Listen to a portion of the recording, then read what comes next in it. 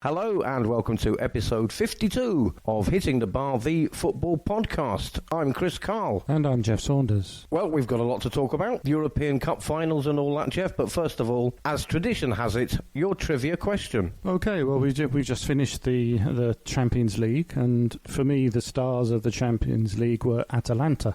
They played wonderful football, scored against every team they played against, but there was one goalkeeper that they did not score against in the Champions League this season. Who was that? We shall find out at the end of the show. So, Geoff, you and I watched the Champions League final. Paris Saint-Germain against Bayern Munich. Bayern Munich winning by a single goal. I thought there was going to be lots of goals in that game. However, it was one of the best finals I've seen for a while. It was thoroughly enjoyable, I thought, and there really should have been lots of goals. Neuer had a great game, and Keylor Navas made 2 or 3 very good saves. So, it could have been 3-2, 4-3, anything really. But I thought it was a very enjoyable game, yeah. Yeah, for me, we talked about this during the game. I thought PSG had the better of the first half. However, Bayern Munich did come out in the second half, and I think PSG faded or tired. And Bayern Munich, they should have won it anyway because of the way they've been all season, having apparently won all 11 of the Champions League games, which is some sort of record. But overall, in the game, Bayern Munich were the better team. What was it, do you think, that made the difference? I think there are 2 things that made the difference. As you said, the better team won. The team that had maybe the best players didn't win. And I think that teamwork ethic is what shone through. The other thing is the problem PSG are always going to have is that you can throw all the money you like at the French league. You're going to win it easily. But they don't have any sustained competition from a very, very good team. And that's what they found. That's what they found here. So they have never, for example, been faced with a team that presses as much and as high as Bayern Munich did. And Bayern kept it up for the whole of the match. It's one of these things, in the 100 metres final where Usain Bolt seems to accelerate away at the end. Well, he doesn't. It's just that everyone else goes slower and he keeps up that speed all the time. And that's what Bayern did. They kept up that pressure and the high press for the whole of the match. And PSG just ran out of legs at the end of the game. Yeah, that's an interesting point. I hadn't thought of it that way. It did look like Bayern came on stronger, but actually PSG weakened and Bayern had it in them. Let's talk about some of the actual players. You said Neuer, the Bayern Munich goalkeeper, had a great game. Indeed he did. He was brilliant, made some fantastic saves. What about the superstars of PSG? Because obviously that's, as you said, Bayern Munich were a team. PSG were a collection of individuals. So let's talk about Mbappe and Neymar. Mbappe's still a very young player, got a lot to learn and a bright future. What about Neymar? Because there's a possibility he might go back to Barcelona, and we'll talk about them later. But what about his, I want to say, antics on the field? Because he did go down quite a lot. Yeah. I mean, he did his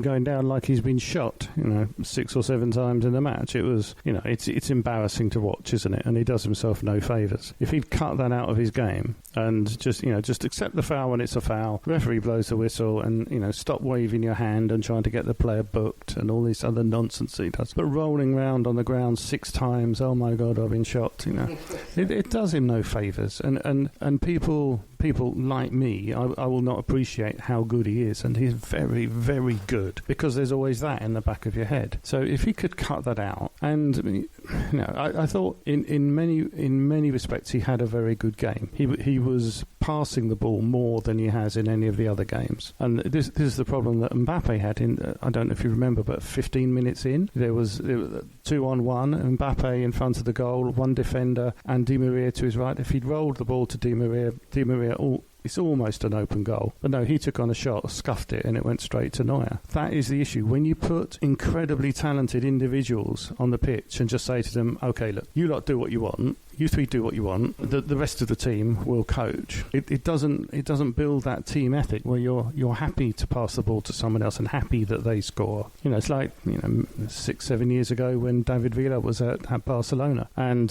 Messi spent the first 5 or 6 games trying to set Villa up to score, because every match when he didn't score, the press were on him, and so that the sensible thing is ensure he gets a goal. So Messi kept turning down his own chances to ensure that David Villa scored, and in the end he did set him up with a goal goal from 3 yards out, where he could have knelt down and headed it in himself. But it was important to him and important to the team that Villa got the goal, and that's what happened. But you have these incredibly highly paid players that you've paid a fortune for, and told, okay, you just go out and do your thing. Well, can you really complain when they do their thing? That's well put. I like that, because many times during the game I was thinking, pass it, Neymar, for goodness sake, pass it. And he and a couple of other players were culpable of this, taking on one too many or two too many men at the same time. And there was some beautiful moments where he dribbled around 2 or 3 players and then took on the next 2 who were waiting almost in a sort of line out for him. And I'm thinking, you've got 2 players on each side of him. Why are you trying to go through a brick wall? And it is because he wants, I don't know, show off, or because he's so skillful he thinks he can do it. But there were some times during the match I found him frustrating, because I'm thinking, you could look a lot better if you just pass it. However, as you say, these are superstars, and they're there to do that. But Bayern Munich didn't. Bayern Munich are a different sort of kettle of fish. They played in a different way. Germans are known for having this sort of system in football that they stick to, and I think Bayern Munich stuck to it, and PSG tried to be the superstar team, like the Harlem Globetrotters almost. And I think that's what PSG are a little bit. They are a sort of, I don't know, a collection of celebrities almost. But I was disappointed in Neymar's antics, but then I always am. But I was pleasantly surprised with the amount of effort he put in, because generally I find him disappointing overall in the game. But actually he did try to put an effort in throughout the game. However, Bayern Munich cost a lot less than PSG, and what happens now with PSG, having spent all this money and still not won the Champions League? What do they do now? I think what has happened is they've got to the final. They lost by 1 goal, so they haven't become a bad team overnight. So I would suggest they should carry on doing what they're doing, and they'll be back again. They played well in the final. They really did. They weren't embarrassed in any way. It's just that's the way the chips fell on the night, and so the billion pound team was beaten by a homegrown product of theirs who left on a free transfer. So, maybe there's a message in there for them somewhere. You never know. Well, one thing which sort of reinforces what I was saying before about their lack of competition and how it comes back to haunt them. If you look at the side of the draw that Bayern were in, they had Real Madrid, Juventus, Manchester City and Barcelona. PSG had Red Bull Leipzig, Atalanta and Atletico. So again, even in this final format, they had far and away the easiest route. So they need more competition, basically. Yeah, I mean, that's another reason why probably Bayern Munich deserve it, because they beat all the other favourites to get there up after the group stage. But the problem being is that the French league is not very strong.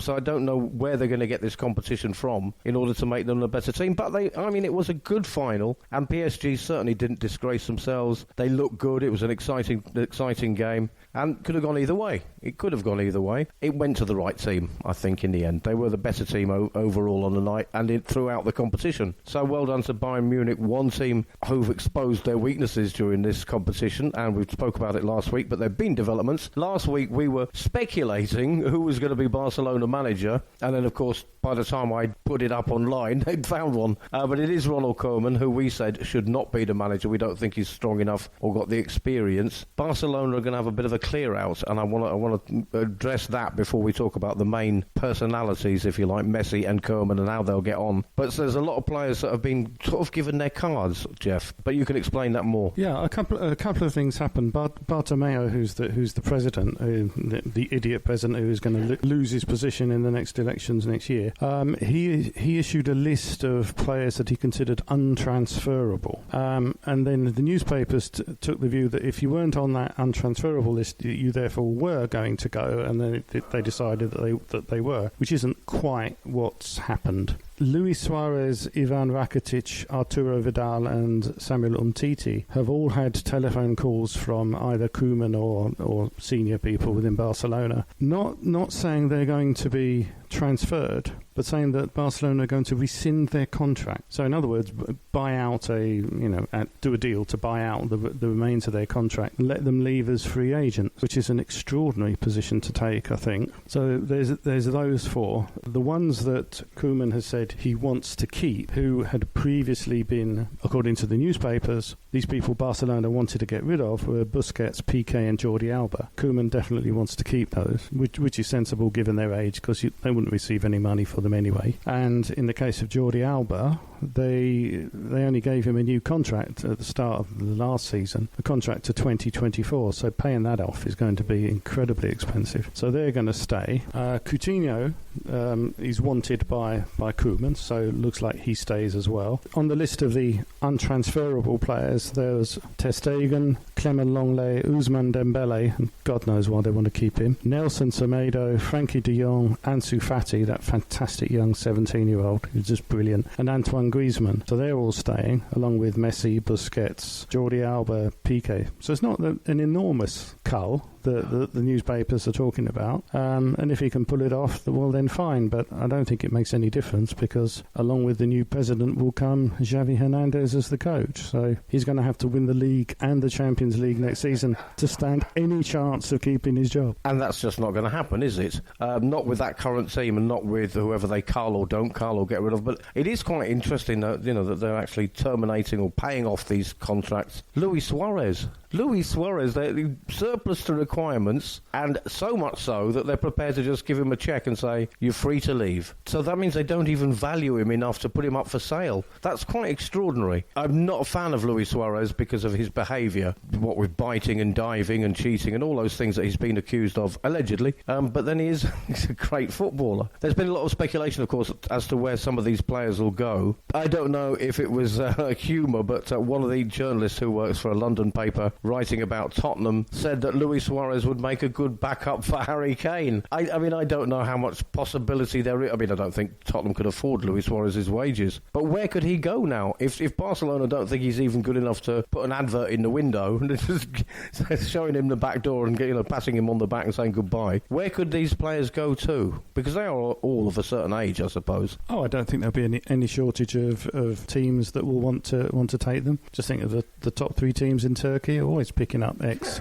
Well, they're always picking up these expensive players coming out of the Spanish clubs and Italian clubs. So, there's always someone that's going to do them. The thing which struck me about both the Champions League final, well, the result of the Champions League final, and the talk about Barcelona is, of course, Coutinho. And Liverpool were very, very happy to see the result the other day, because as part of the deal which took Coutinho from Liverpool to Barcelona, one of the add-on clauses was that if Coutinho plays for the team that wins the Champions League, then Liverpool get an extra $5 million. So Barcelona have got to pay $5 million to Liverpool for Coutinho winning the Champions League with somebody else. I absolutely love that.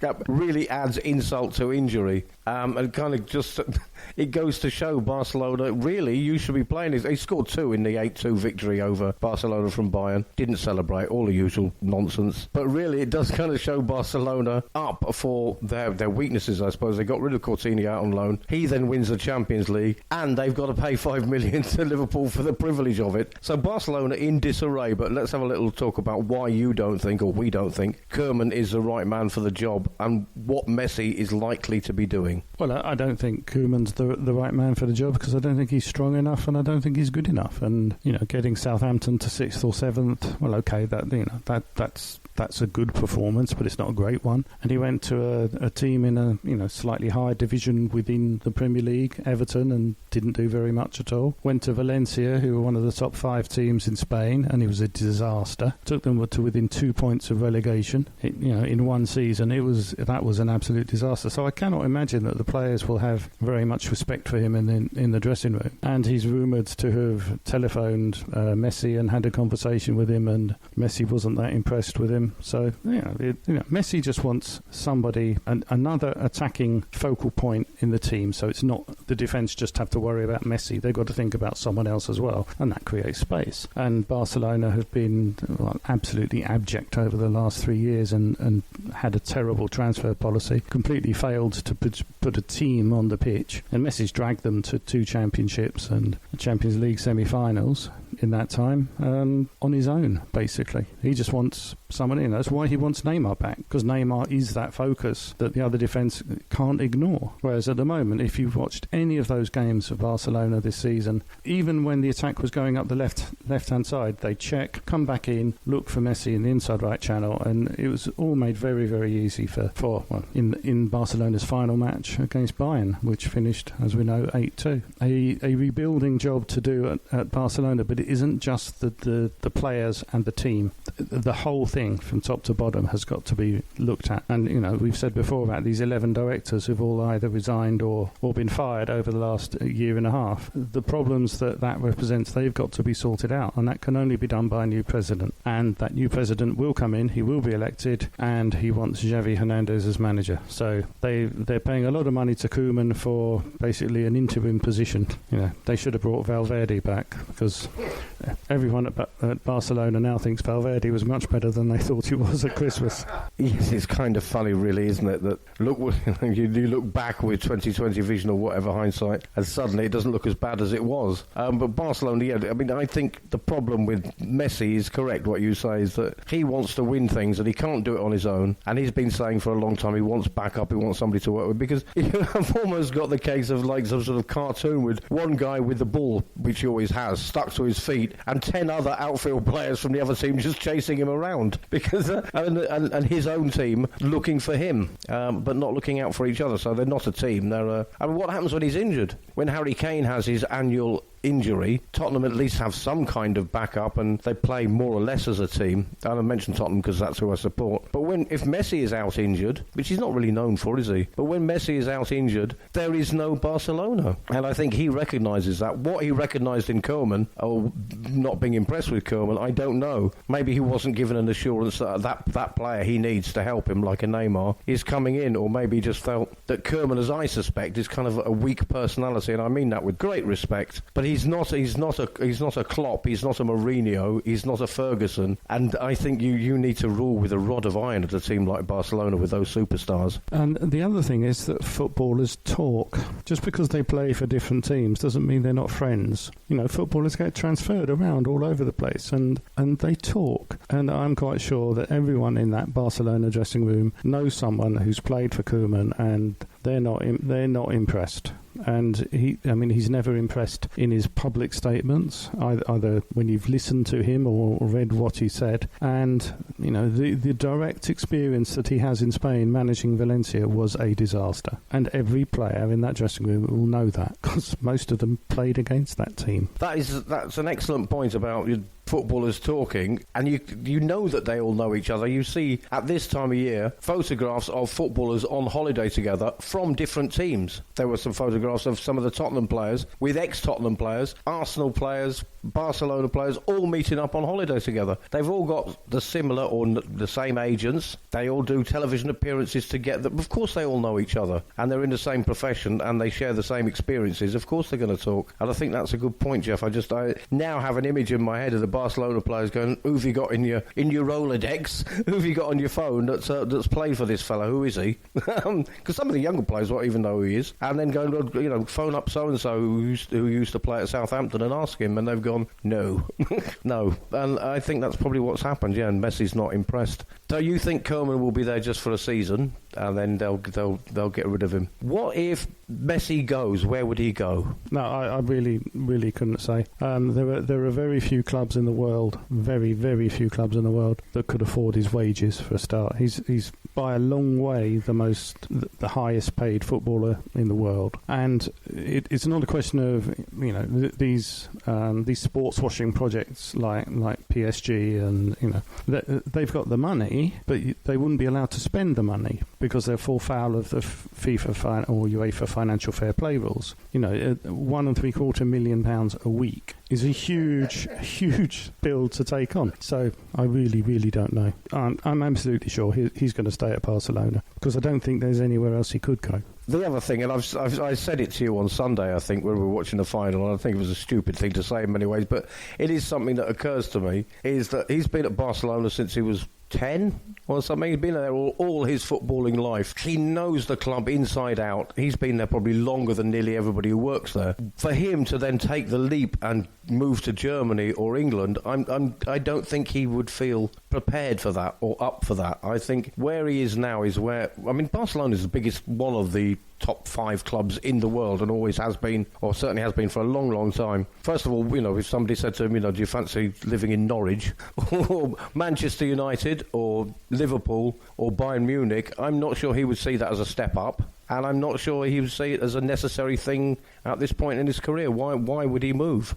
And I just don't think he has any incentive to move, and I think all he would see was negatives. What if it doesn't work out, where it always works out at Barcelona? I don't think he thinks like that. The way he's behaved, he's always been very almost noble. The way he's behaved at Barcelona. I think the issue is simple economics. That what other teams are there that could afford to take on £75 million a year of wages just for him? How much money must they earn? Even if they're in one of the top bracket of clubs that earn 600 million a year, how many of them could afford to suddenly increase their wage bill by 75 million and stay within the financial fair play rules? I don't think it's possible. So it would have to be somebody like some Saudi Arabian league player or Qatar league player, something like that. In which case there isn't enough competition to make it worthwhile him doing. As he loves the competition. He loves playing football. And just look at that goal that he got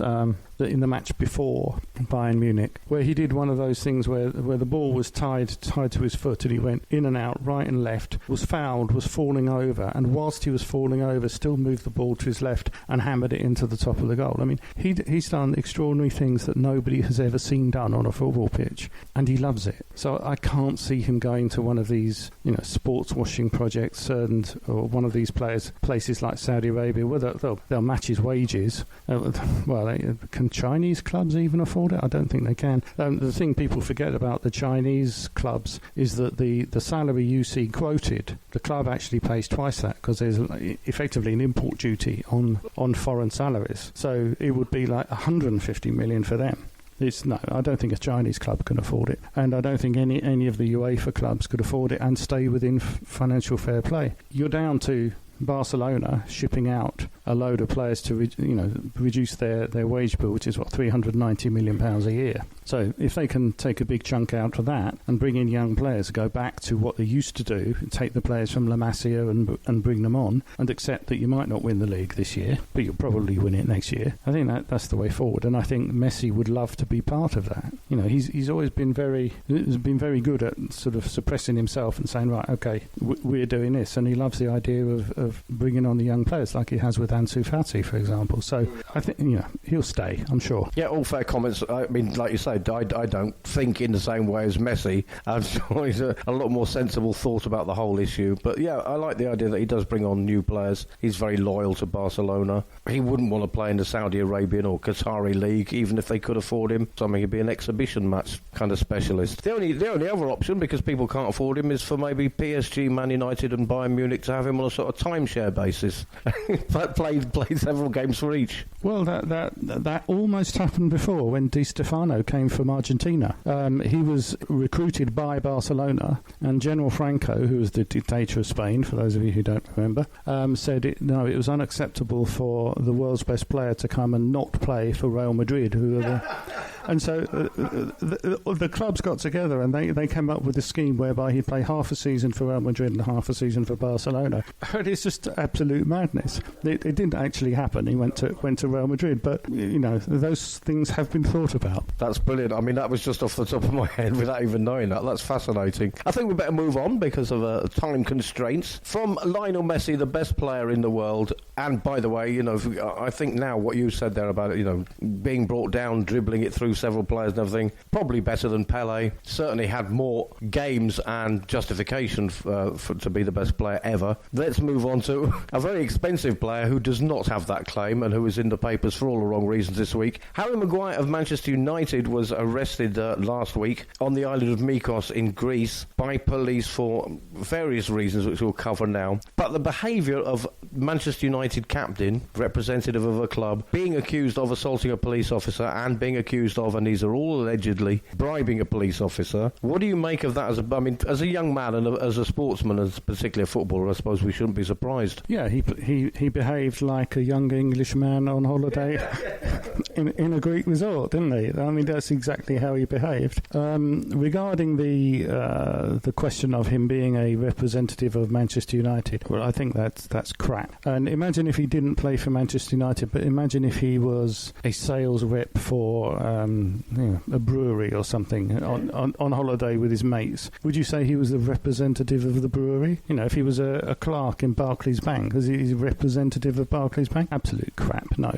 He apparently committed a number of crimes for which he is going to be charged in court, and the court will do what the court does, and we'll see what happens. We weren't there. All we have is newspaper stories.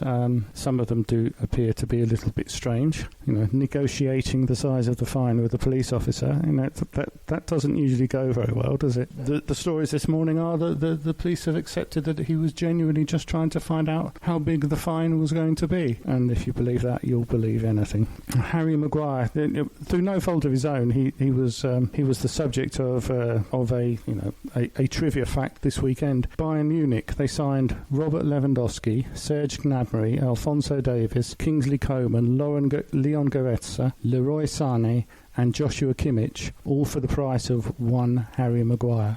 Yeah, and while he was allegedly assaulting a police officer and allegedly bribing them, those how many? 6 players were winning a Champions League final around about the same time. That's incredible. Half the Bayern team, basically, for one Harry Maguire. Not even the best defender in the world. Not even the best defender in Manchester. But Harry Maguire, yeah, the idea that he offered a bribe and now they've accepted the fact that he was trying to pay a fine. Possibly Manchester United have made a contribution to the police benevolent fund. There's no truth in that rumour, I have to add. But however, yeah, maybe he's not a representative of the club. He's just a famous person that just happened to get caught among all the other British people behaving badly abroad this summer. We mentioned there Barcelona. We talked there about Barcelona and their troubles. Things aren't all that great at Real Madrid, despite winning the league. Gareth Bale is not in Zinedine Zidane's plans. He hasn't been all season, has he? And along with Luis Suarez, he's been in the rumours this week to go back to Tottenham. Tottenham can't afford his wages. They borrowed money from the Bank of England during the crisis,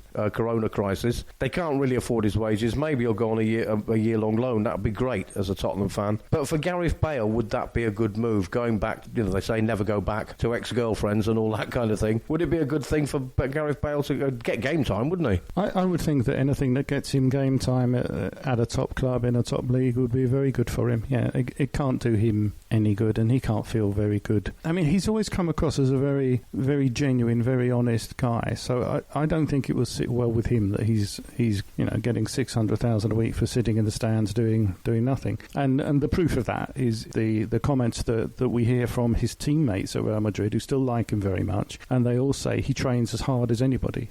There's been no drop off in how well he's training. It's just that Zidane doesn't like him and doesn't want him in the team. There is a pattern there. If you look at how Isco has been treated by Real Madrid, by Zidane, these good creative players tend not to do very well under Zidane.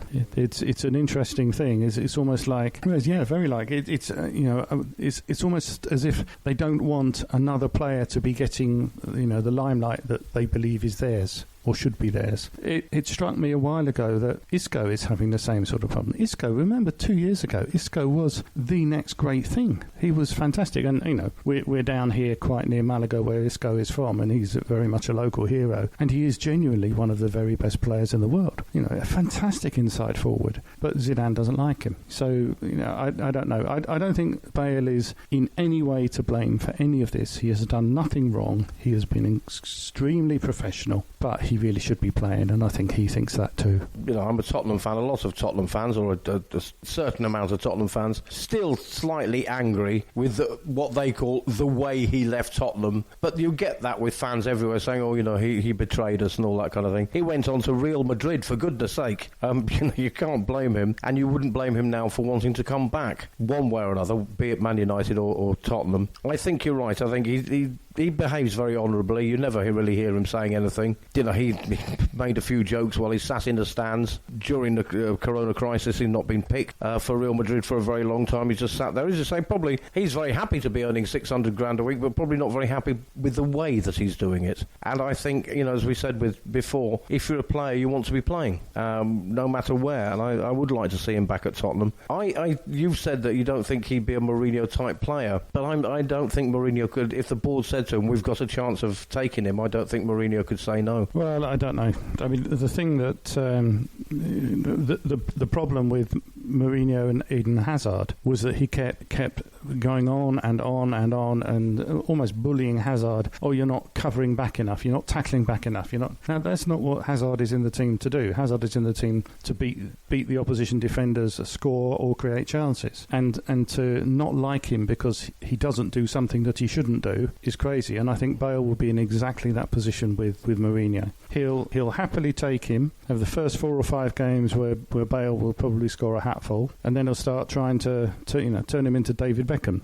How good was Gary Neville without David Beckham? Gary Neville was crap without David Beckham. Every manager that ever had David Beckham play for him thought he was wonderful because he was always tracking back, always helping out the defence. His work rate was amazing. Now, Gareth Bale's work rate on the pitch has never been amazing. He's been, I go forwards, I attack, that's what I do. And he's incredibly successful at it. Won a couple of Champions Leagues, personally won all on his own. But that's what you pay the money for. You pay the money for the goals he scores and the chances he creates. And he does both of those things incredibly well. But that's not good enough for Mourinho. Mourinho wants his wide players tackling back. He wants them as wing-backs more than wing-forwards, if you like. Again, it's just a debate, really, because it's probably very unlikely. But I'd like to see it. And I'd like to see Bale playing that forward role. We've got enough players who can tackle back and track back. Just signed a holding midfielder in Højbjerg, who apparently had a very good run out this week in a friendly game that doesn't matter. But however, we'll move on. Well, just quickly while we're on the subject of Tottenham, we have signed an international goalkeeper, ex-international goalkeeper, third goalkeeper. We've got, of course, Lloris, the French captain and player, our goalkeeper Lloris. Gazzaniga is second goalkeeper, and at Tottenham, third goalkeeper now Joe Hart, who's still the happy side of mid-30s. So he's not even an old goalkeeper or an old player. He's still a youngish man, especially for a goalkeeper, but certainly not what he used to be. But I think, personally, that's quite a good signing on a free from Burnley. If it's not good enough for Burnley, however, but I think that's a good signing for Tottenham and particularly for Joe Hart, of course. He kept a clean sheet in the friendly, but then Mourinho played all 3 goalkeepers in that friendly, and then at the end of it said, I'm very pleased with my goalkeepers. They all kept a clean sheet. A little bit tongue-in-cheek, I think. But what do you make of Joe Hart to Tottenham? I think it's a pretty good deal for Tottenham, to be honest. I can't see him remaining as the number 3 keeper since they're paying him £60,000 a week. I mean, I just have to say that Tottenham's scouting is incredibly poor, because I let it be very widely known that I'd have sat on the bench for Tottenham as reserve goalkeeper. I'd have done it for £50,000 a week. £60,000 a week for your reserve goalkeeper. It's extraordinary. I'll bet he's being paid 3 times more than the number 2 goalie as well. So you can imagine Gazzanigas is going to be on the move fairly soon, I would think. But yeah, I mean, it's a reasonable, it's a good deal, I suppose, as long as when he does come on the pitch, the opposition don't shoot at the near post. As long as they don't shoot at the near post, then Tottenham will be okay. Yeah, that's if he actually even gets on the pitch, of course. As you say, you could pay Geoff to sit on the bench. That doesn't take too much footballing skill. I think he'd be a good personality to have around, but I don't think he'd pay £60,000 a week to have a nice bloke in the dressing room. However, that's Tottenham's business, Højbjerg and Joe Hart at the moment. We shall see who else they bring in and everybody else brings in. A couple of other rumours, Geoff, on the transfer market this week. Yeah, the deal for Kai Havertz to go to Chelsea from Bayer Leverkusen for 90 million looks to be inching its way over the line. Some extraordinary numbers being talked about his pay. The Sun is talking about 310,000 a week, which I don't believe for a second. It's closer to a third of that, I would have thought, because he'd still be taking 100% pay increase at that level, because there's no way that Leverkusen are paying him more than 55 or 60,000 a week. A very, very good buy, but I think if you were Mason Mount, you might not look on it in quite the same way because it's an identical position in the team, and Havertz is a step up from Mason Mount. Havertz is one of the best young players in Europe. When João Felix was transferred from, I think it was Benfica, to Atletico, the beginning of last season, the newspapers made a big fuss about how he was the second highest goal-scoring teenager in the European leagues. Well, Havertz was the guy who was number one. So João Felix went for £110 million to Atletico. So I think to get Havertz for 20 million less than that is actually a very good deal for Chelsea. They'll balance the books a little bit in that it looks like they'll get Thiago Silva on a free, which I think will be excellent news for them. 2 years of him training the defence and helping that defence out would be good, because we saw in the Champions League final he still is an exceptionally good centre-back. He had a fantastic game. And see how he's brought on Kimpembe at PSG. Kimpembe, now people are thinking of huge sums of money to get him, if they can, out of PSG, and that's down to Thiago Silva. He's not flamboyant like some centre-backs, but he does a fantastic job, and he's been around, he has done absolutely everything. So that will be an excellent buy for Chelsea if they can get that over the line as well. Jadon Sancho, well, who knows? I mean, Man United really looked to have screwed that up. Again, as they did with Robin, as they did originally with Willian, as they did with Pedro, they just can't seem to do the deal. And last year with Maguire, when they went to Leicester, Maguire said it's 80 million, and they said no, and they spent 3 months trying to negotiate it down, and after 3 months they paid 80 million. And United's manager then didn't have 3 months training with his new centre-back with the rest of the team. So, yeah, Manchester United not doing well there again. Yeah, you mentioned Manchester United yesterday. Pogba's agent came out and said Pogba will be a Man United player next season, to which Manchester United replied, "Don't you threaten us." There have been some rumours about Arsenal. Spend Arsenal. They're after Coutinho, who you mentioned will probably be staying, and increasing Aubameyang's wages. Nice when you got the money. However, those are the rumours currently. We can't say whether those things are going to happen or not. Maybe we'll know on next week's podcast. Before that, time once more for your trivia question and the answer. Atalanta have been, for me, the stars of the Champions League this year. Fantastic attacking team, that great fun to watch. They scored against every team they played in the Champions League, but there was one goalkeeper that they did not score against in the Champions League this year, and who was that? Have a guess. I don't know. It was Kyle Walker. Claudio Bravo was sent off with 10 minutes of the match remaining against Atalanta, and Kyle Walker went in goal because Manchester City had used up their substitute. And in those 10 minutes, Atalanta failed to score against Kyle Walker. So there you go. Arguably the best goalkeeper in Europe. Well done to Kyle Walker. That's all we've got time for. I'm Chris Karle. And I'm Geoff Saunders. And that was Hitting the Bar, the football podcast. See you next week.